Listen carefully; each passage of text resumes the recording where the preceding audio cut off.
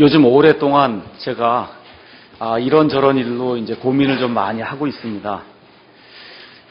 교회를 어떻게 이끌고 나가야 될 것인가 이런 생각도 좀 하고, 그 다음에 옆에 있는 사람들 입을 열어서 이제 말씀도 전하고 또 이렇게 해야 될 텐데 참 이게 세상이 굉장히 이제 어렵구나 하는 그런 생각들도 이제 하고 있고, 또 믿음을 이렇게 지키고 사는 게 이게 보통 문제가 아니구나. 하여튼 이런 여러 가지 생각들을 이제 하면서 살고 있습니다. 그래서 이제 이런 문제들의 핵심이 무엇인가? 지금부터 20년 전에 아니면 우리 아버지 어머니 믿음을 갖던 40년 전에 이럴 땐 사람들이 어떤 생각을 하고 살았을까? 그래서 이런저런 이제 생각을 하면서 여러 가지 책들을 좀 이렇게 많이 읽고 있습니다. 그래서 이번 주에도 책을 한 49권 제가 지금 교회에다 갖다 놨는데, 이제 이게 정리가 되면은 여러분에게 이렇게 보시라고 이제 말씀을 좀 드릴 겁니다. 그 중에 한 권 책이 이 완전한 진리라고 하는 그런 책이 있습니다. 영어로는 이제 총체적 진리라고 이제 해야 이제 맞는 건데, 번역이 이제 완전한 진리라고 이렇게 되어 있어서 우리가 믿는 이 성경 말씀이 교회 안에만 적용되는 그런 진리가 아니고 세상의 여러 분야에 다 적용될 수 있는 총체적 진리다. 그래서 그 총체적 진리가 지금까지 어떻게 전달이 돼서 이렇게 오는데 마귀가 이와 같은 것들을 이렇게 방해해서, 그래서 이 교회 안에 총체적 진리를 가진 그런 사람들이 별로 없다 보니까 교회 안에서는 그리스도인인데 밖에 나가면 그리스도인이 아닌 것 같은 이와 같은 그 이중적인 그런 구조 속에서 사는 그런 그 사람들의 그 모순이 어디서 생기는가, 이런 것들을 이렇게 한 600페이지 되는 것 같아요. 그래서 쭉 이렇게 이제 정리를 했고, 그 다음에 미국에서 기독교가 이제 전파된 그 이후에 여러 가지 교회의 그 양상과 그 다음에 어떤 교단의 그러한 그 여러 가지 그 형태를 따라서 그 예수 믿는 사람들의 그러한 그 모습이 어떻게 변해왔는가, 그 가운데서 우리 그리스도인들이 어떤 가치관을 갖고 살아야 되는가, 이런 것들이 이렇게 쭉 역사적인 이런 그 조명하에서 살펴보는 그러한 그 책입니다. 그래서 결국은 한마디로 이제 이야기할 것 같으면은, 저와 여러분이 지금 살고 있는 이 시대는 소위 포스트 마더니즘의 시대다. 이제 그렇게 이야기한다는 겁니다. 포스트 마더니즘. 요새 얘기 많이 들었을 거예요. 포스트 모더니즘. 이렇게 이제 대부분의 사람들이 이제 이야기하는데, 포스트 모더니즘이 뭐냐? 포스트 모더니즘은 한마디로 얘기를 하면 상대주의 가치관을 갖는다는 거예요. 절대적인 가치가 없고 어떠한 A라고 하는 그런 사실이 있는데 그 사실이 이 사람에게는 사실이 될 수 있지만 이 사람이나 다른 사람에게는 사실이 될 수 없다는 겁니다. 그래서 디모데전서 4장 1절에 이제 말세가 이르게 되면 사람들이 믿음에서 떠나 유혹하는 영들과 마귀들의 교리에 귀를 기울이라고 말씀했는데, 특별히 예수님의 재림이 가까운 이 시점에서 저와 여러분이 가치관의 어떠한 그 혼란으로 인해서 어려움을 겪을 수 있다는 거예요. 그 가치관의 혼란의 중심에 선 것이 뭐냐 하면 포스트 마더니즘의 가치관이에요. 그것이 뭐냐 하면 상대주의 가치관입니다. 그러니까 예를 들어 동성애가 있다 이거예요. 호모섹스 이거 얘기하면 10년 전까지만 해도 얼굴을 들고 나오지는 못했어요. 지금 텔레비전에 당당하게 나와서 커밍아웃 한다고 그러고 사람들이 박수를 쳐주고, 지금 시대가 이렇게 변했다는 거예요. 그러니까 옛날엔 그게 부끄러운 일이고 누구나 다 봐도 이건 객관적으로 안 되는 일이라고 생각을 했는데, 이제는 그게 나한테는 안 되지만 저 사람에겐 괜찮다는 겁니다. 저 사람이 오르면 그럼 박수 쳐주고 우리가 다 같이 저 사람의 생활 패턴을 우리가 인정을 해주고 그렇게 해야지, 그게 나한테 적용이 안 되니까 저 사람한테 또 적용이 안 된다 이렇게 생각하면 안 된다는 거예요. 그래서 제가 네이버에 들어가서 포스트 마더니즘이 뭔가 한번 이렇게 네이버 사전을 한번 찾아봤더니 1960년대 이후에 미국과 프랑스를 중심으로 학생운동, 여성운동, 흑인 민권운동, 제3세계 운동 등의 사회운동과 전위예술 등으로 시작된 그런 운동으로 21세기 사람들의 사상 체계를 지배하는 그와 같은 사조라는 겁니다. 그러면 포스트 마더니즘이 있으니까 포스트라는 건 후에란 그런 뜻, 나중에 이런 뜻이에요. 그러니까 마더니즘이 있는데 마더니즘의 뒤에 나온 게 포스트 마더니즘이라 그 얘기입니다. 여러분이 잘 아시다시피 중세는 암흑시대라고 불렸어요. 그래서 처음에 예수님께서 복음을 전하신 이후에 약 300년 동안은 진리가 여러 곳에서 전파가 되고 많은 사람들이 순교하면서까지 이 진리를 지켰습니다. 그 이후에 로마 카톨릭 교회가 이제 들어서면서부터 중세 암흑 시대가 이제 열리게 되면서 말 그대로 신약 시대의 율법 시대가 이제 열리게 된 거예요. 제사장 체계가 득세하는 그런 가운데서도 사람들의 마음속에 불변하는 것이 있었어요. 그것은 뭐냐 하면 하나님이 우리를 지었다고 하는 거, 대부분의 사람들이 그거는 다 인정을 했습니다. 그래서 하나님 중심으로 모든 것을 생각을 했어요.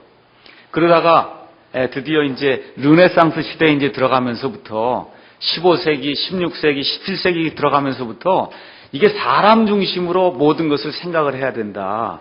이게 종교라고 하는 것은 비이성적인 거다. 이런 생각을 하면서 사람들의 어떤 사상 체계가 이제 발전하기 시작했습니다. 그래서 사람들이 계몽주의에서, 무지에서, 이렇게 흑암에서 이렇게 뭔가 이렇게 계몽이 돼서 뭔가 지식을 알 수 있는 그런 시대가 왔다고 해서 많은 철학자들이 나타나고 하다 보니까 계몽주의, 이성주의 이런 것들이 이제 발달하기 시작했습니다. 근데 그 계몽주의, 그 이성주의의 그 특징은 뭐냐 하면 하나님은 슬며시 이렇게 거부하면서도 객관적인 진리가 있다고 주장을 한 거예요. 객관적인 진리. 부모님에게 효도를 해야 되는데 이거 객관적인 진리잖아요. 그렇죠? 그런 진리가 있다는 거예요. 그래서 모든 것들을 이렇게 객관적으로 생각을 해야 된다. 그와 같은 그런 사조가 이제 나타나기 시작했는데 그걸 우리가 모더니즘이다. 그렇게 얘기를 하는 겁니다. 그래서 그 모더니즘이 대략적으로 한 200년, 300년 동안 사람들의 사상 체계를 이렇게 사로잡고 그래서 그거 하에서 문명이 이렇게 발달했는데 이 포스트 마더니즘이라고 하는 그 마더니즘을 깨트려 버린 거예요. 그래서 1960년대 이후로 지난 한 반세기 동안 사람들이 그런 게 아니다. 절대적인 어떠한 진리 이런 건 없다는 거예요. 그래서 모든 것이 상대적인 것이기 때문에 그래서 내가 옳다고 해도 나한테는 적용이 안 되는 그런 진리가 이 세상에 가득하다. 이런 생각 속에 사람들이 빠지다 보니까 가장 크게 타격을 받는 데가 어디냐면 기독교입니다. 기독교는 절대 유일한 하나님이 있고 그렇죠? 하나님께서 보내신 자 예수 그리스도 외에는 구원의 길이 없다고 가르치는 거 아니에요. 그렇죠? 근데 지금 포스트 마더니즘 속에서 사람들이 교육을 받고 사람들이 텔레비전 매일 보면 그 얘기거든요. 텔레비전 나오고 이렇게 해서 사람들의 사상이 점점 변하다 보니까 기독교가 가장 큰 타격을 받고 제일 좋은 게 어디예요? 불교, 천주교 이런 데는 너무 좋은 세상이 지금 열리기 시작한 거예요. 이렇게 해도 구원이 있고 저렇게 해도 구원이 있다는 겁니다. 이렇게 주장하는 사람들에게는 너무나 좋은 그러한 세상이 지금 열리고 있는 거고 우리 예수 믿는 사람들에게는 예수님만이 유일하다 이렇게 주장하는 이런 사람들은 세상 사람들이 봤을 때 좀 뭔가 이상한 사람, 뭔가 정신이 옳지 않은 그런 사람으로 낙인이 찍히는 그런 사회에 지금 우리가 살고 있다 보니까 사도 바울의 그런 시대하고 지금 이 같은 성경을 이렇게 대하는데 사도 바울과 그다음 우리 믿음의 선조들이 복음을 전하고 하던 그런 시대하고 지금 우리의 시대는 너무나 많은 것이 다르다 보니까 하나님의 복음은 똑같은데 우리가 살고 있는 이런 세상이 그때 세상하고 지금 세상이 너무 다르다 보니까 우리가 옛날에 그런 고전 이런 훌륭한 그런 그 그리스도인들의 삶을 읽고 그들의 그 전도하는 것을 보고 하면 우리도 무언가 좀 해봐야 될 것 같은데 안 된다는 거예요. 지금 이 시대에 지금 살고 있는데 안 돼요. 그게 안 되니까 왜 그것이 그 사람들에겐 가능했는데 우리 시대에는 왜 그게 먹히질 않는가 이런 생각을 하다 보니까 그러니까 자꾸 영적으로 피곤해지게 되고 그래서 우리 영이 속안에서 신음을 하는 겁니다. 여러분 그런 신음 이렇게 좀 하고 사세요? 아무 생각 없이 사세요? 어떠세요? 왜 이렇게 예수 믿는 그런 일이 이렇게 어려운 건가? 이렇게 옆에다 좀 이렇게 알리려고 이렇게 하면 그건 너한테 맞는 진리지. 나한테 그거 적용하지 마. 너만 해라. 나한테 그거 적용하지 말라고 사람들이 지금 뭐 얘기만 하면 탁탁탁탁 그렇게 튀어서 나한테 돌아오는 지금 그런 세상에 우리가 지금 살고 있다는 겁니다. 그런데 이게 잘 들으세요. 세상 사람들 안에서만 이게 편만한 게 아니라 이제는 교회 안에도 이러한 그 포스트 마더니즘의 사상이 지금 들어와 있기 때문에 문제가 생기는 거예요. 요새 우리가 홈페이지를 열어놨더니 여러 사람들이 이제 질문을 합니다. 여자 집사가 성경에 맞습니까? 틀립니까? 여자 목사가 성경에 맞습니까? 틀립니까? 여러분 무엇하고 대답해야 돼요? 제가 이걸 자랑하려고 얘기하는 게 아니에요. 우리 교회는 여자 목사를 인정하지 않습니다. 우리 교회는 여자 집사를 인정하지 않습니다. 그러니까 우리는 좋은 사람들입니다. 제가 여러분에게 그걸 이야기하려고 하는 것이 아니고 성경이 뭐라고 이야기합니까? 목사나 집사는 하나하나의 남편이 돼야 된다고 디모데전서 3장에 분명하게 기록하고 있잖아요. 그렇죠? 그런데 그건 니네 교회만 그렇게 하라는 거예요. 니네 교회만 그렇게 하는 거지 우리 교회는 그렇게 안 한다 그 얘기예요. 그럼 그건 무슨 얘기냐 하면 하나님의 말씀 안에서도 하나님의 그 말씀이 시대가 변하면서 객관적인 그런 진리로 작용하지 않는 그와 같은 때가 우리에게 지금 왔다는 거예요. 여기 똑같은 성경 들고 있어요. 그 사람들도 똑같은 성경. 저와 여러분 가서 디모데전서 3장 2절, 11절, 12절 가서 보시면 똑같은 성경에 한 아내의 남편이 돼야 된다고 기록하는데 한 부류는 그게 맞습니다 이야기하고 대부분의 사람들은 기독교 예수님을 믿는다고 하는데도 아닙니다. 시간이 변했기 때문에 이제는 여자도 목사를 하고 여자도 집사를 할 수 있습니다. 그렇게 주장을 한다는 겁니다. 제가 단편적으로 오늘 한 가지 예만 들은 거예요. 열린 예배가 맞냐 그러냐. 인터넷으로 이 뒤에다가 화면을 설치하고 그리고 목사는 저쪽 서울에서 얘기하고 모든 성도는 전라도에 있든지 경상도에 있든지 텔레비전으로 지금 예배를 드리고 앉아 있거든요. 과연 이게 맞냐 그러냐? 틀린 거예요. 근데 대부분의 사람들이 그건 니네 교회에서는 틀린 거고 우리 교회는 괜찮다는 거예요. 우리 교회는 괜찮다는 겁니다. 이러한 것들이 과연 우리의 그 영혼을 얼마나 피폐하게 만들고 있는가. 이게 제가 안고 사는 그와 같은 그 고민입니다.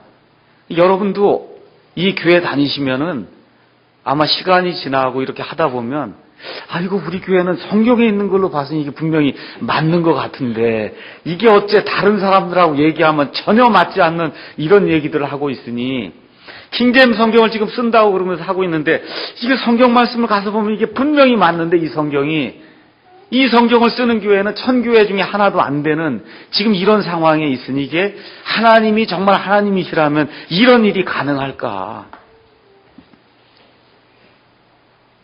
이런 회의가 자꾸 드는 그런 시대라는 거예요. 어떻게 예수님을 바로 믿겠다고 이렇게 하는데 우리 교회는 사람이 50명뿐이 안 되고 그렇지 않다고 하는 사람이 주일날 50만 명이 모인다 이거예요. 이게 도대체 어떻게 된 일일까? 이런 영혼의 어떠한 그러한 그 갈등과 하나님이 과연 그렇게 하실까 하는 그런 생각이 우리 가운데 많이 든다 그 얘기입니다. 글쎄 모르겠어요. 제가 목사가 돼서 그런 생각을 하는 건지 아니면 우리 교회 성도님들은 저와 비슷한 생각을 지금 하고 있는지. 그래서 이런 것들을 생각하면서 오늘 여기 필라델피아 교회에 예수님이 주신 그 말씀은 뭐냐 하면 한마디로 제가 말씀드릴게요. 내가 적은 힘을 가지고도 내 말을 지키고 내 이름을 부인하지 아니하여도다. 잘 들으세요. 적은 힘을 가지고도 내 말을 지키고 내 이름을 부인하지 아니하여도다. 그래서 더 이상 다른 짐을 내가 너에게 지게 그렇게 만들고 싶지 않다는 거예요. 우리 예수님께서 뭐만 하면 된다는 거예요? 내 말을 지키고 내 이름을 부인하지 않는 그런 교회만 되면 사람이 많든지 적든지 상대주의 가치관이 득세를 하든지 아니하든지 하나님께서 저와 여러분을 보실 때 하늘에서 이렇게 흐뭇하게 저와 여러분을 내려다 보신다는 겁니다. 그래서 이 말씀을 가지고 우리 이 마지막 때를 살면서 우리가 어떻게 좀 살아야 될 것인가. 그래서 인내의 말을 가진 작은 교회라고 하는 그러한 그 제목으로 하나님의 말씀을 한번 생각을 해보려고 합니다. 요한계시록은 22장으로 구성이 되어 있습니다. 그래서 요한계시록은 요한이라고 하는 예수님의 그 사도가 과거에 일어난 일, 그 다음에 요한이 살고 있던 그 시대에 일어난 일, 그리고 앞으로 다가올 그런 일에 대해서 기록을 해놓은 겁니다. 그래서 요한계시록 1장 19절에 나오는 그 말씀, 내가 본 것과 지금 있는 것과 앞으로 있을 일에 대해서 내가 내게 알려주는 대로 대언하라. 그렇게 말씀을 해주셔서, 그래서 여기 가서 보시면 요한계시록 1장은 과거에 있었던 그런 일, 그 다음에 2장, 3장은 지금 사도 요한 당시에 소아시아 지방에서 일어나고 있는 그러한 그 교회들에 관한 일, 그 다음에 4장부터 22장까지는 아직 이루어지지 않은, 그래서 우리의 눈앞에서 앞으로 이루어질 그와 같은 일들에 대해서 사도 요한이 하나님께서 말씀을 계시해 주실 때 그 말씀을 기록해 놓은 그와 같은 말씀이 요한의 계시록입니다. 그래서 여러분이 아시다시피 2장, 3장에 가서 보면 7개의 교회가 나와요. 에베소 교회, 여러분이 잘 아시잖아요. 서문학 교회, 버가모 교회, 두아디라 교회, 그 다음에 사대 교회, 필라델피아 교회, 그 다음에 맨 마지막으로 라오디게아 교회 해서 많은 그 교회를 이렇게 다니신 분들이 이러한 그 교회들의 그 특성에 대해서 들어보신 분들이 이제 많이 있을 겁니다. 근데 오늘은 제가 이 7개 그러한 교회 가운데 우리 교회는 필라델피아 교회 같은 그런 교회가 좀 돼야 되겠다. 이런 생각을 가지고 이 말씀을 한번 우리에게 좀 적용을 한번 시켜봤으면 좋겠다는 겁니다. 그래서 여러분이 요한계시록 2장에 나와 있는 그 7교회에게 우리 성령님께서 주시는 그 말씀을 가서 보시면은 맨 처음에 어떻게 나오냐면 이 말씀을 주시는 분의 특징이 나옵니다. 특징. 물론 그 말씀을 주시는 분 예수님이시죠. 그 말씀을 주시는 분의 특징. 그 다음에는 그 말씀을 주시는 예수님이 내가 내 행위를 안다는 거예요. 내가 지금까지 어떤 일을 해왔는지 내가 다 안다. 그게 끝난 다음에는 내가 내게 좀 책망할 것이 있다. 그 다음에 맨 마지막에 내 말을 지키는 자들에게는 내가 이와 같은 약속을 주겠다. 이렇게 4가지로 이제 구성이 되어 있습니다. 4가지. 그런데 여기 필라델피아 교회는 뭐가 없냐 하면은 책망의 말씀이 없어요. 책망의 말씀이 없어요.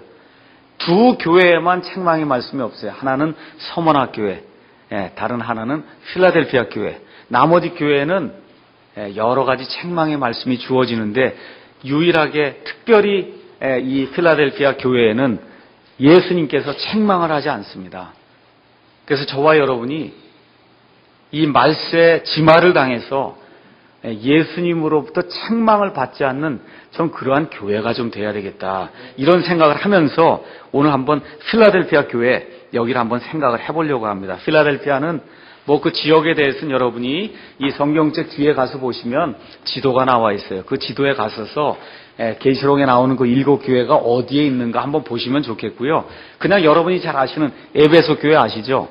에베소 교회가 어디에 있는지 하여튼 모르지만 에베소 교회는 지금 어디쯤으로 생각하시냐 하면 터키로 생각하시면 돼요. 터키. 아시죠? 이스라엘 저 위에 터키. 터키를 넘어가면 유럽이고 터키까지는 아시아입니다. 맞죠? 그래서 그 아시아 지방에 그 지방에 에베소라고 하는 그와 같은 지역이 있는데 그 에베소에서부터 동쪽으로 약 100km 떨어진 지역에 필라델피아라고 하는 그와 같은 그 지역이 있습니다. 필라델피아.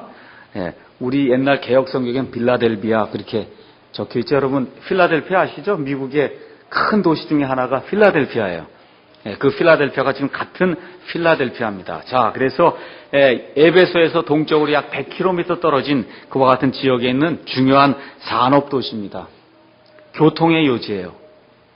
우리 지난번에 창립 예배 드릴 때 우리 차은 형제님께서 오셔서 이 송내라고 하는 데가 교통의 요지다. 그 얘기한 거 들으셨죠?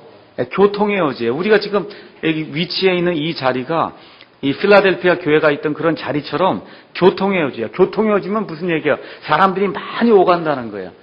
기회가 많다는 뜻입니다. 그래서 이 필라델피아 교회는 하나님의 말씀을 전할 수 있는 그런 기회를 많이 가지고 있던 그런 교회입니다. 그런데 여러분이 성경을 읽어보시면 알겠지만 성경에 여러 사람의 이름도 나오고 도시의 이름도 나오는데 그 이름을 그냥 간과해서는 안 됩니다. 여기 필라델피아도 하나님의 칭찬을 받은 그런 교회인데 이 필라델피아, 그 필라델피아의 이름이 뭐냐면 형제의 사랑이란 뜻이에요. 형제의 사랑. 물론 성도들이 형제의 사랑을 많이 갖고 있었기 때문에 도시 이름이 필라델피아가 된 게 아니고 그 이전부터 도시의 이름은 필라델피아였습니다. 그런데 거기 살고 있던 그 성도들이 형제의 사랑을 예수님의 명령으로 받아들이고 끝까지 실천했던 그와 같은 사람들이었습니다. 그래서 이 교회의 이름이 중요한 거예요. 형제의 사랑. 데살로니가 전서 4장 9절에 가서 보니까 데살로니가 교회를 칭찬하면서 사도 바울이 형제의 사랑에 대해서는 내가 너에게 쓸 게 없다. 제가 여러분에게 참 감사를 드리고 우리 화요일날 모임이나 이런 모임에 이렇게 우리 성도님들이 많이 이렇게 모이지 못함에도 불구하고 제가 참 이렇게 감사를 드리는 거는 초상이 났을 때 또 이렇게 결혼식 할 때 이렇게 가서 보니까 형제의 사랑이 나타나더라고요. 멀리 있는데도 불구하고 와서 그 하는 걸 보고 야 이게 되긴 되겠구나. 형제의 사랑이 있다는 걸 제가 느끼고 있습니다. 베드로전서 4장 7절 8절 가서 보니까 만물의 끝이 다가왔다 그 얘기를 하면서 서로 뜨겁게 사랑하라고 그렇게 기록이 돼 있어요. 어떻게 사랑하라고요? 뜨겁게 사랑하라는 거예요. 참 이게 귀한 말씀이에요. 뜨겁게 사랑하라는 거예요. 뜨겁게 사랑하라. 사랑은 허다한 그와 같은 과실이나 허물을 덮는다는 겁니다. 그래서 여기 필라델피아 교회에 주신 그 말씀을 통해서 그 이름을 통해서 저와 여러분이 뜨겁게 좀 사랑해야 되겠구나. 이런 생각을 이제 하면서 거기 나오는 말씀을 더 생각해 보겠습니다. 자, 가서 한번 하나님의 말씀을 보죠. 요한계시록 3장 7절 거기 가서 보니까 필라델피아에 있는 교회의 천사에게 편지하라. 여기 나온 천사는 이 교회를 다스리는 자, 감독, 목사를 이제 이야기합니다. 거룩하고 진실하며 다윗의 열쇠를 가진 이가 이것들을 말하노라. 지금 이렇게 이야기하고 있어요. 그래서 예수님을 가리켜서 거룩하신 분. 여러분, 거룩한 분이 몇 분 있습니까? 한 분뿐이 없어요. 성경 전체를 가서 거룩하다 하고 얘기할 때는 하나님 외에는 없어요. 그러니까 예수님이 뭐라고 얘기하는 거예요? 내가 하나님이다. 그렇게 이야기하는 겁니다. 내가 하나님이다. 거룩하다라고 하는 뜻은 구별되었다 그런 뜻이에요. 그러니까 하나님이 뭐라고 얘기하는 거예요? 너희들하고 나는 분류가 다른 존재라는 거예요. 너희는 창조가 된 존재고 나는 너희를 있게 만든 창조한 창조주다 그런 뜻이에요. 그러니까 창조주가 너희에게 이것들을 말하노라. 지금 그렇게 이야기하는 거예요. 그 다음에도 예수님이 뭐라고 그래요? 나는 진실한 자다. 그렇게 얘기합니다. 진실하다. 영어로 true. 그건 무슨 얘기예요? 진짜 하나님이다. 그런 뜻이에요. 이 세상에 가짜들이 난무하는데 가짜신들이 난무하는데 나는 진짜 참 하나님이다. 지금 그렇게 이야기를 하고 있는 겁니다. 그 다음에 예수님이 또 뭐라고 얘기하냐면 내가 다윗의 열쇠를 가지고 있다. 그래서 내가 닫으면 아무도 열지 못하고 내가 열면 아무도 닫지 못한다고 지금 그렇게 이야기하는 겁니다. 자, 이게 무슨 얘기냐? 성경에 가서 보시면 열쇠 이야기가 많이 나옵니다. 너는 베드로라 그 얘기하면서 내가 하늘의 왕국의 열쇠들을 내게 주겠다 그러지. 열쇠. 그렇죠? 열쇠가 뭐 하는 거예요? 이렇게 잠그기도 하고 또 어떻게 열기도 하는 거예요, 열쇠가. 그런데 지금 예수님이 뭐라 그래요? 내가 열쇠를 지금 가지고 있는데 이것은 내가 이렇게 잠그면 아무도 열지 못하고 내가 열면 아무도 닫지 못한다는 겁니다. 이 말씀은 이사야서 22장 22절에 나오는 그런 말씀에서 이렇게 나왔다 보는 그런 견해가 많습니다. 이건 무슨 얘기냐 하면 이제 이 아시리아라고 하는 그런 왕국이 유다를 침공했어요. 유다를 침공했는데 여러분 지금 북한이 지금 공격을 한다고 지금 그렇게 하고 사람들이 지금 불안한 가운데 있지 않아요? 지금 유다가 지금 침공을 받아서 어려움에 빠졌는데 그렇게 어려움을 빠지면 하나님의 백성이라면 누구를 신뢰해야 돼요? 하나님을 신뢰하고 우리가 하나님께 회개하고 돌아가야 되는데 하나님을 신뢰하는 게 아니라 우리를 아시리아가 침공하면 우리 옆에 있는 이집트를 신뢰하면 이집트가 와서 아시리아를 몰아낼 것이다. 이렇게 생각을 하는 겁니다. 그리고는 하나님을 신뢰하지 않고 오히려 옆에 있는 이집트라고 하는 이방 나라를 신뢰하게 돼요. 그 중에 대표적인 사람이 누구냐 하면 그 유다 왕국의 국고를 맡고 있는 셈나라고 하는 지금식으로 얘기하면 재무부 장관 아니면 경제기획원 장관 이런 사람이 하나님을 신뢰하지 않고 이 하나님의 백성의 돈을 착복을 해갖고는 그래갖고 누구를 유익하게 해요? 자기와 자기 가족들을 유익하게 하는 그와 같은 일을 했단 말이에요. 그때 하나님께서 말씀을 주십니다. 뭐라고 말씀을 주시냐? 내가 셈나와 셈나의 그런 모든 집안을 완전히 멸절을 시키고 이 셈나 대신에 엘리야김이라고 하는 그런 사람을 내가 앉힐 터인데 그리고서 내가 그 셈나에게 다윗의 집의 열쇠를 주겠다는 거예요. 그럼 무슨 얘기냐? 왕국을 다스릴 수 있는 왕국의 재정의 모든 것을 치리할 수 있는 그러한 권한을 주신다는 거예요. 그래서 이 엘리야김이 문을 이렇게 닫으면 열쇠로 그 아무도 보고를 열지 못하는 거예요. 국고를 열지 못하고 엘리야김이 닫으면 그러면 아무도 열지 못하게 그렇게 만들어 주겠다는 거예요. 그래서 이 구약성경 이사야서 22장에 나오는 그 말씀은 다윗의 왕국의 그 열쇠에 대한 이야기고 지금 여기 나오는 이 말씀은 예수님께서 열쇠를 가지고 계시는데 그 열쇠가 어디 열쇠냐 하면 하나님의 집의 열쇠라는 거예요. 그래서 하나님의 집의 열쇠를 예수님이 잠그면 아무도 열지 못해요. 예수님이 열면 아무도 닫지 못한다 그 얘기입니다. 그러니까 하나님이다 하는 그런 말씀을 예수님이 여기서 말씀해 주시는 거예요. 그걸 우리 지금식으로 이야기하면 우리의 생사화복을 주관하시는 분이다 그런 뜻이에요. 예수님이 우리를 향해서 길을 열어주시면 아무도 그 길을 못 막는다는 거예요. 못 막아요 아무도. 우리의 생사화복을 예수님이 주관하신다는 거예요. 잘 들으세요. 제가 어젯밤에 제 아내하고 한 12시 반까지 책을 읽어주고 같이 이야기를 하고 이렇게 하다가 1시에 이제 넘어서 이 사람이 하는 얘기가 도대체 맞는가 또 인터넷에 가서 미국 거기 들어가서 이 사람이 이단인가 아닌가 뭐 등등 여러 가지를 이제 이렇게 살펴보고 이단은 아니구나 이제 확신을 갖고 이제 잠자리에 들었는데요. 제가 한 가지 말씀드릴 게 있어요. 여러분과 제가 없으면 하나님의 일이 안 됩니까? 여러분과 제가 없으면 하나님의 일이 안 됩니까? 아니에요. 그렇죠? 예. 그러니까 내가 무언가를 이렇게 순종을 하면 예수님이 열쇠를 열어주시고, 알죠? 불순종을 하면 예수님이 열쇠를 닫는구나. 이렇게 생각하지 말자는 거예요. 오늘 그 말씀을 여러분에게 하고 싶은 거예요, 제가. 자, 그 다음에 예수님이 뭐라고 말씀해 주시냐 하면 8절에 내가 내 행위를 안다. 지금까지 내가 해온 그와 같은 일을 안다는 거예요. 내가 신음하고 이 진리를 지키기 위해서 애를 쓰고 사회생활 하는데 이 포스트 마더니즘 이 사회 속에서 굳게 닫혀있는 이 사람들 가운데서 살면서 신음하는 걸 내가 안다. 그럼 예수님이 뭐라 그래요? 보라, 내가 내 앞에 열린 문을 두었다. 그렇게 이야기하는 거예요. 열린 문. 문이 닫힌 게 아니라 문이 열려있는 그와 같은 문을 두었다는 겁니다.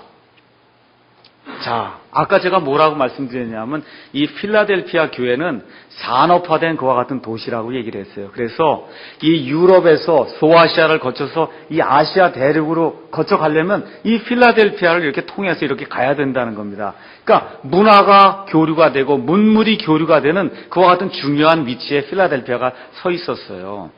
그래서 이 예수님의 복음이 선포되기 전에는 이 필라델피아를 통해서 그리스 문화와 그리스 문명과 그런 모든 문물이 왔다 갔다 했단 말입니다.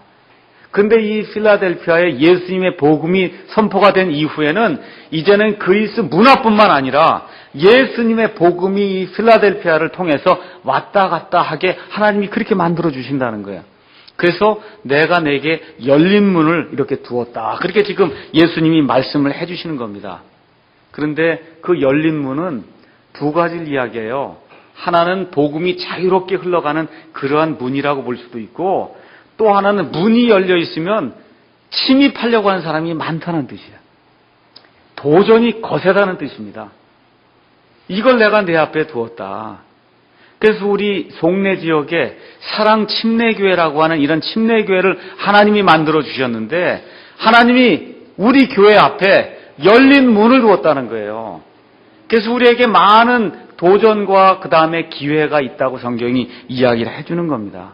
근데 거기 2절에 가서 보니까 뭐라 그래요?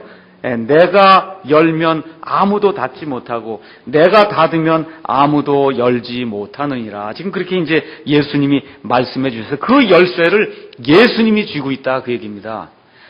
내가 쥐고 있는 게 아니에요. 이 열린 문을 닫고 그 다음에 열고 하는 그 권세가 예수님에게 달려있다 그 얘기입니다.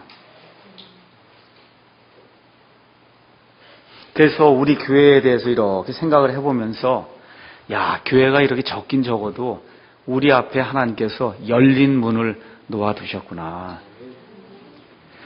지난 한 주 동안 장례식 때문에 나라가 아주 어려웠어요.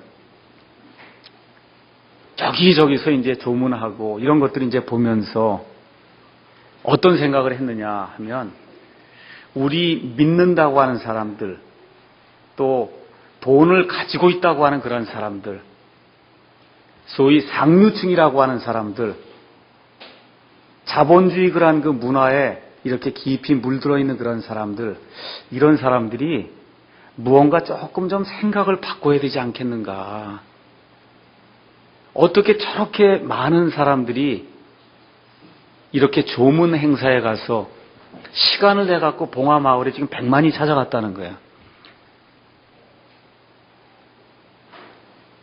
저는 그 돌아가신 그분에 대해서 뭐 이렇다 저렇다 그렇게 이야기할 어떤 내용을 갖고 있지 않아요. 다만 한 가지, 저와 여러분이 그 사실을 통해서 기억해야 될 것은 우리 사회에 소외된 사람들이 굉장히 많다는 거예요. 어려움을 겪고 있고, 그래서 무엇인가 서민들의 그러한 그 삶을 나누어 주기를 원하는구나. 이런 생각을 좀 많이 하게 됐습니다. 부자 것을 강제로 빼앗아서 나눠준다. 그건 저는 원치 않아요. 그건 성경에 있지 않은 말이에요. 그건 공산주의에서 가능한 이야기입니다. 저는 그런 것은 원치 않아요. 그렇지만 성경에 나와 있는 열린 문이 무엇인가?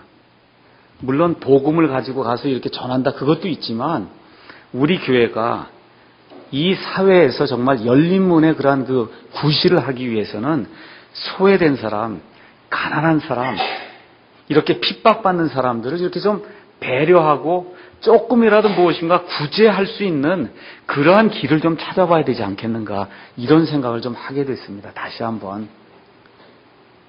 그래서 좀 우리 집사님들하고 좀 의논 좀 하고, 그래서 이러한 문제에 대해서 우리가 좀 발을 좀 떼어야 됩니다. 말로만 이야기하는 것이 아니고. 그래서 우리가 가지고 있는 것을 나누는 가운데 복음이 선포가 되는 거지, 우리가 가지고 있는 거 하나도 나누지 않고 교회 문은 다 꽁꽁 걸어 잠그고 그렇잖아요. 그렇게 하면서 뭔가 복음만 자꾸 전한다. 이게 곤란한 얘기다. 그런 생각을 이제 하게 됐습니다. 근데 이렇게 그 열린 문이 열려서 하나님의 이런 기회를 갖게 됐는데, 거기에 장애물이 있다는 거예요. 장애물. 그 첫 번째 장애물이 뭡니까? 여기 가서 읽어보니까 힘이 없다는 거예요. 여기 가서 보니까 뭐라고 썼어요? 내가 적은 힘을 가지고 있다. 예수님이 문을 활짝 열어줬는데 킹제임스 성경이라고 하는 하나님의 오류가 없는 이 말씀을 우리에게 맡겨줬잖아요. 이 문이 활짝 열렸단 말이에요. 여러분 맞습니까? 개역성경이라고 하는 하나님께서 우리에게 진리를 이렇게 비춰주시던 그런 빛이 있었는데 그 빛이 완전하지 못했어요. 그렇지만 그나마 그 미약한 빛을 가지고도 많은 사람들이 구원을 받다가 어떻게 하나님께서 은혜를 베풀어 주셔서 하나님께서 보존해 주신 그런 완전한 그런 하나님이 보존해 주신 성경이 있다고 하는 걸 알게 되면서 문이 활짝 열리게 됐어요. 진리의 말씀이 활짝 열리게 됐는데 지금 어떻게 돼요? 힘이 없다는 거예요. 힘이 없어요. 여러분 그렇지 않아요? 킹제임스 성경 하는 사람이 쓰는 교회가 전국에 50개가 안 돼요. 전국의 교회가 5만 개가 넘는데 킹제임스 성경을 쓰는 교회가 50개가 안 됩니다. 얼마나 힘이 미약해요. 하나님이 문은 활짝 열어놨는데 어저께 찬송가를 사러 복음서점에 갔어요. 그래서 찬송가 산 다음에 저희가 이 킹제임스 성경을 번역한 사람입니다. 그 복음서점이 인천에 한 50년 동안 있었기 때문에 저와 제 아내가 옛날에 중학교 다니고 그럴 때 다 거기 가서 뭐 사고 그러던데요. 그러니까 그 장로님이 80대 지금 나이가 됐는데도 이렇게 보면 알죠. 학생 때부터 거기를 다녔으니까 우리가 이 킹제임스 성경을 번역한 데입니다. 그랬더니 그러세요. 옛날에 그렇게 잘 나가던데 요새는 잘 안 나갑니다. 그렇죠? 이게 무슨 얘기야? 열린 문을 뒀는데 하나님이 문을 열어줬는데 힘이 약하다는 거예요. 힘이 약해. 이해하시겠습니까? 너무 힘이 약하다는 거예요. 근데 예수님이 뭐라고 얘기하느냐 하면 내가 적은 힘을 가지고도 뭐라 그래요? 내 말을 지켰다는 겁니다. 힘이 많고 적고의 지금 문제가 아니고 어디에 문제가 있다는 거예요? 어디가 하나님이 보시는 거예요? 하나님은 뭘 보신다는 거예요? 우리가 그 말을 지켰냐 안 지켰냐 그게 하나님의 관심사라는 거예요. 여기 50명이 모였냐 50만 명이 모였냐 그게 지금 중요한 게 아니라 하나님의 말씀을 지켰냐 지키지 않느냐가 하나님의 관심사라는 겁니다. 그리고 또 뭐라 그래요? 내 이름을 부인하지 아니하였다. 지금 그렇게 이야기하는 겁니다. 이 시대에 예수님을 믿으려고 하다 보면 순교를 당하는 그런 시대예요. 이 필라델피아 교회 시대에. 그런데 잘 들으세요. 지금 이 시간에 저와 여러분이 순교할 것 같은가 한번 생각해 보세요. 힘들어요. 그 힘든 일입니다. 그런데 어떻게 됐다고요? 하나님이 함께 하시면 잘 들으세요. 하나님이 함께 하시면 그 일이 가능하다고 믿는 겁니다. 지금 이 시대에 어디 가서 순교하라. 그게 가능할 것 같지 않아요. 저도 생각을 해보면. 그런데 여기 가서 보니까 뭐라 그래? 내가 적은 힘을 가지고도 내 말을 지키고 내 이름을 부인하지 아니하였다. 지금 그렇게 이야기하는 겁니다. 내 이름을 부인하지 아니하였다. 우리 사랑침례교회 특징 제가 말씀드려볼까요? 수가 작잖아요. 얼마 안 됩니다. 이 얼마 안 된 사람이 또 여기 송내에만 다 모여 사는 게 아니라 구리, 분당, 서울, 인천 해갖고 송내에 사는 사람은 얼마 안 되고 다 멀리 살다 보니까 주중에 무슨 모임을 하자 많이 모이지 못해요. 힘이 적습니다. 재정이 적습니다. 잘 들으세요. 모이지 못해도 괜찮다니까. 여러분, 내 진심을 이야기하는 거예요. 모이지 못해도 괜찮아요. 사람이 많지 않아도 괜찮아요. 뭐만 하면 돼요? 하나님의 말씀을 지키면 돼요. 여러분이 구리에 있든지 분당에 있든지 여기 주일날 와서 예배를 드리든지 하나님의 말씀을 내가 지켜야 되겠다. 그렇게 하면 되는 거야. 예수님이 그러면 된다는 거예요. 하나님의 말씀을 내가 지켜야 되겠다. 다른 교회는 전도에서 하루에 500명 모인다고 하는데 그거 지금 신경 쓰지 말라는 거예요. 뭘 하라고요? 하나님의 말씀을 미약한 가운데 지켜야 되겠다 하고 하나님 안에서 믿음을 두게 될 때 하나님이 괜찮다 그러는 거예요. 오늘 384장 읽었습니다. 마틴 루터가 교황의 소환을 받고 보름스라고 하는 그러한 그 지방으로 가서 내가 믿음으로 의롭게 된다고 하는데 도대체 그러한 이단이 어디 있냐? 와서 이 앞에, 내 앞에 서서 그 이단 교리가 잘못됐다고 하는 그런 사실을, 그거를 내가 잘못했습니다 고백을 하면 내 죄를 용서해 주겠다 그랬어요. 그래서 마틴 루터가 보름스를 향해서 지금 가고 있는데 저 앞에 가서 보니까 집들이 막 놓여 있는데 그 집마다 지붕에 기와장들이 수백 장, 수천 장이 있는데 그 기와장을 보니까 그게 다 마귀로 보인 거예요. 수천 마리, 수만 마리 그런 마귀들로 보인 거예요. 그때 마틴 루터가 내 주는 강한 성이요 방패와 병기 되시니 큰 환난에서 우리를 구하여 내시리로다. 이렇게 이제 이야기를 하면서 2절에 가서 내 힘만 의지할 때는 패할 수밖에 없도다. 힘 있는 장수 나와서 날 대신하여 싸우네. 이 장수 누군가? 주 예수 그리스도 만군의 주로다. 당할 자 누구랴? 있어요 없어요? 우리 예수님을 이길 자? 없다는 겁니다. 반드시 그분께서 이기리로라 라고 하는 그와 같은 이 시를 지으면서 교황 앞에 가서 내가 지금까지 한 말, 사람은 오직 믿음으로 구원받고 율법의 행위와 상관없이 하나님의 은혜로 구원받습니다. 나는 이걸 철회할 수 없습니다 라고 하는 엄청난 고백을 하는 그와 같은 일이 역사에 기록이 되어 있습니다. 그래서 제가 어제 은혜를 받은 그 내용이 무엇이냐? 이 내용이에요. 내가 하려고 해서는 아무것도 안 된다는 겁니다. 내가 안 하면 다른 사람이 한다는 거예요. 하나님의 일을 하면서 조급해하거나 나를 통해서 해야 되겠구나, 우리 교회를 통해서만 해야 되겠구나, 여기에 신경을 쓰지 마시고 내가 예수님 안에 있는가에만 신경을 쓰라 그 얘기예요. 내가 예수님 안에 있느냐, 우리 교회가 예수님 안에 있느냐, 예수님 안에서 합당하게 예배를 드리느냐, 합당하게 기도 모임을 하느냐, 합당하게 성도들 섬기느냐, 목사가 합당하게 하느냐, 사람의 지식과 머리를 굴려서 하는 것이 아니고 여러분이 멀리 살고 있는 가운데 교회에 모임이 있을 때 오지 못하고 이 애통하고 답답해하는 그런 마음만이 있으면 된다는 겁니다. 다른 거 원하지 않는다는 거예요, 예수님이.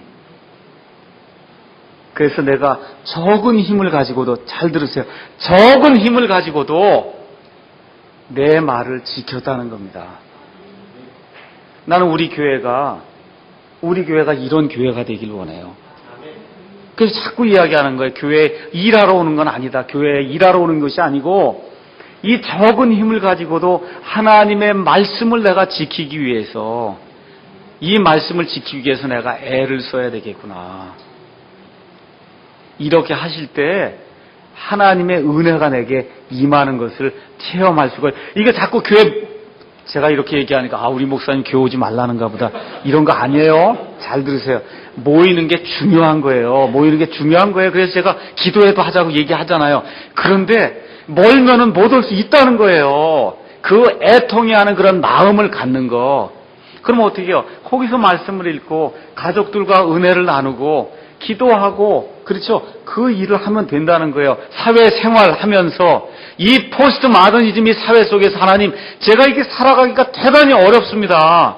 이게 주변 사람들이 얘기만 하면 그냥 툭툭 다시 나한테 반영이 돼서 그냥 돌아와 버리죠. 이걸 보니까 바위에다가 계란을 던지는 것 같습니다. 이렇게 내 심령이 이렇게 답답하고 어렵습니다.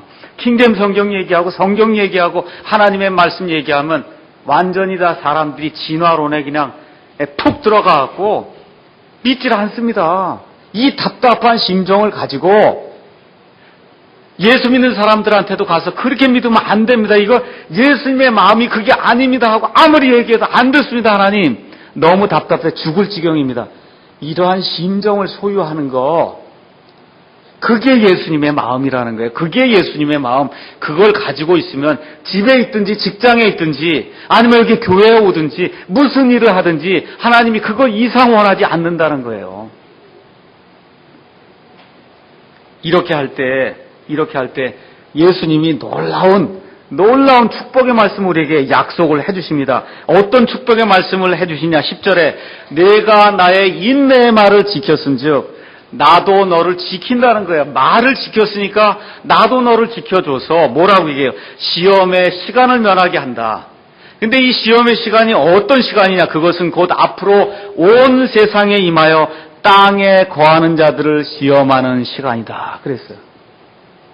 뭘 얘기하는 거예요? 성경적으로 얘기하면 요한계시록 6장부터 요한계시록 19장에 나와 있는 앞으로 여러분 성경 기록을 그대로 믿으시면 이 땅에 적그리스도가 등장을 해서 7년 동안 이 땅을 폭정과 압제와 핍박으로 다스리는 그와 같은 때가 이 땅에 임한다는 겁니다.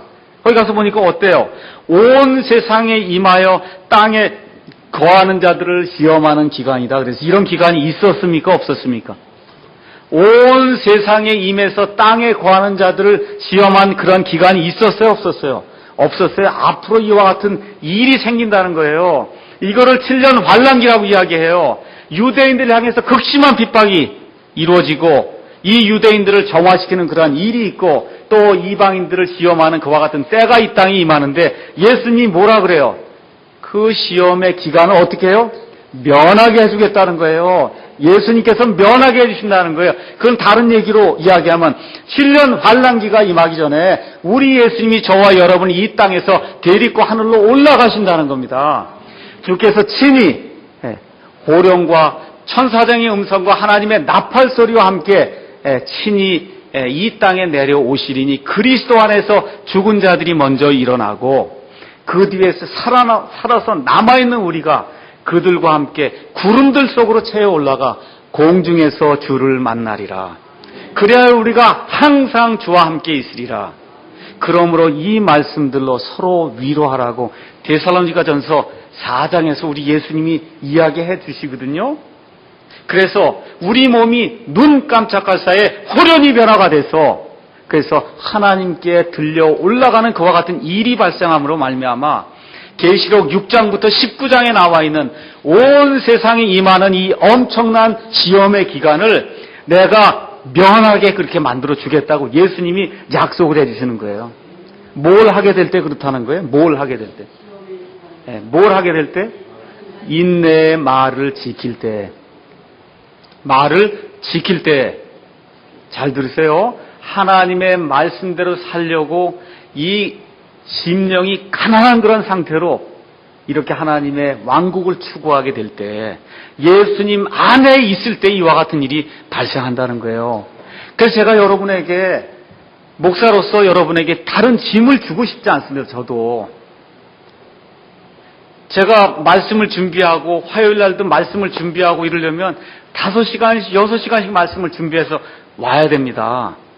그렇게 말씀을 준비해갖고 와야 돼요. 그럼에도 불구하고 짐을 지워주고 싶지 않아요. 뭐만 하길 원하느냐? 이 말씀 안에 붙어있기만을 제가 원하는 겁니다. 그래서 하나님의 그 은혜와 긍휼 안에 그래서 어떻게 해요? 그거를 그리스도 예수 안에 있기만을 원하는 거예요. 여러분 자꾸 와서 모여라 이렇게 얘기하려고 하는 것이 아니고 제가 말씀드리는 건 어디에 있든지 그리스도 예수 안에 있기를 원하는 거예요.